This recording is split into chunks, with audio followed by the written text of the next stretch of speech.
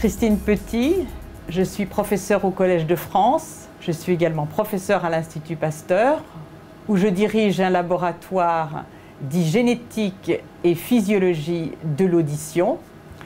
Nous nous intéressons aux déficits sensoriels héréditaires et tout particulièrement ceux qui atteignent l'audition, ainsi qu'au décryptage du mode de fonctionnement du système auditif.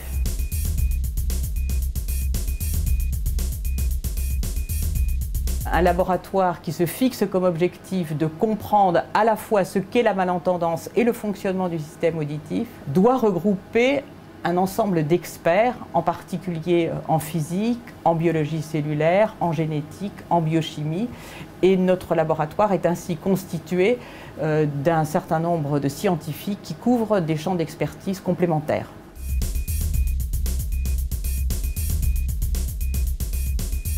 Nous avons eu une démarche véritablement pionnière dans le domaine, puisque nous avons localisé sur les chromosomes humains les premiers gènes responsables de surdité chez l'homme, puis isolé également les premiers gènes. Une fois que ce domaine de la biologie a été ouvert, en réalité, il a inspiré tout un tas d'équipes à travers le monde. Et aujourd'hui, le bilan est quand même assez intéressant, puisqu'on estime à plus d'une centaine le nombre de gènes responsables de surdité chez l'homme. Un peu moins de la moitié sont connus. Alors, ce faisant aujourd'hui, on a une vision assez complète de ce que sont les mécanismes défectueux dans chaque forme de surdité. Et on a pu proposer une classification donc, des atteintes héréditaires de la cochlée.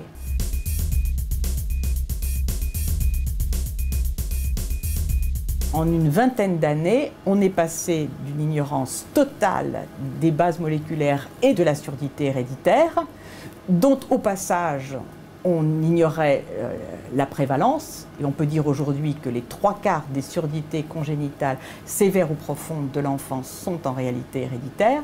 Donc nous sommes allés du gène à la pathogénie, au passage à la compréhension de la physiologie moléculaire de la cochlée.